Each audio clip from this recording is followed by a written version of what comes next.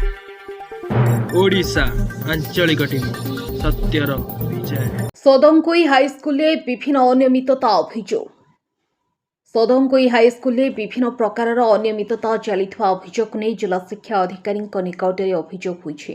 अभियोगे school प्रशासनिक कार्य मध्याह्न भोजन छात्र छात्री टंका लेनदेन समेत विभिन्न विषय उल्लेख कर अभियोग अनुसार स्कूल एसएमसी गठन और परिचालना प्रक्रिया अनियमितता होइतबा दाबी कर संपर्क में एसआरसीसी और बीओं को मध्य अवगत करा अभियोग दर्शाଯାଇଛି। सेहीपरि स्कूल चलिथिबा मध्याह्न भोजन योजन मध्य अनियमितता हेउथबा अभियोग रहिछि। छात्र छात्री संपर्कित टंका बैंक अकाउंट माध्यम देवा और नदेवा प्रक्रिया छात्र छात्री संपर्कित टंका बैंक अकाउंट माध्यम देवा और नेवा प्रक्रिया अनियमितता थिबा अभियोगकारी दाबी करिसेंति। एसहित छात्र छात्री सरकार पक्षर आसुवा विभिन्न सुविधा और सामग्रीर बंटन एवं व्यवहार को नहीं प्रश्न उठाଯାଇଛି। अन्यपक्षे स्कूल छात्र छात्री परीक्षा फलाफल और शिक्षादान व्यवस्था संपर्क में किछि अभियोग रही। प्रधान शिक्षक और अन्य कर्मचारी कार्यकलाप को नहीं अभियोग प्रश्न उठाଯାଇଛି। तेबे समस्त अभियोगर सत्यता निरपेक्ष तदंत पर ही स्पष्ट हेबो।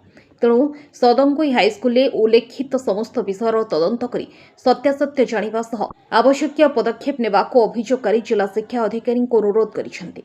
डेलांगरू सिद्धांत बलवंत राय रिपोर्ट ओडिशा आंचलिक टीवी। कौन समस्या रही जे आपण आज मीडिया रे द्वारस्थ होइछंती समस्या कौन रही?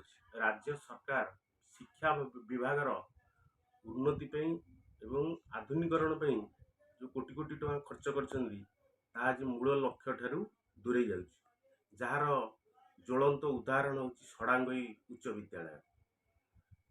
एठार एही विद्यालयर प्रधान शिक्षक सरकारंकर कौनसी नीति नियम को मानु नाहंती। आपणकर सरकार जो एसएमसी गठन करने को निर्देश देइछंती से एसएमसी कौनसी सरकार नीति नियम को आधार करके हेउनी।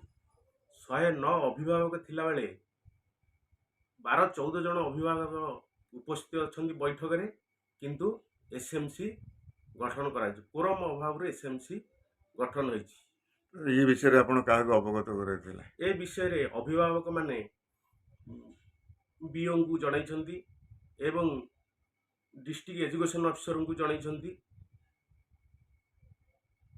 कौन प्रतिकार कौन करने निर्देश देले बीओ कौन प्रतिकार करेंगे मुझे विषय जाननी, किंतु अभिभावक मान कहते आमे आपको अनुसंधान करी विहित पदक्षेप ग्रहण करूँ।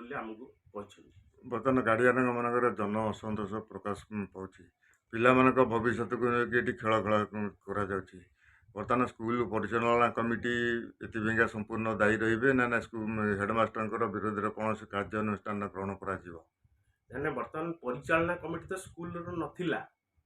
बर्तमान सरकार निर्देश अनुसार नुआ परिचालना कमिटी गठन करने निर्देश आसला, किंतु ये स्कूल प्रधान शिक्षक सरकार कौन नीति नियम को मानु ना।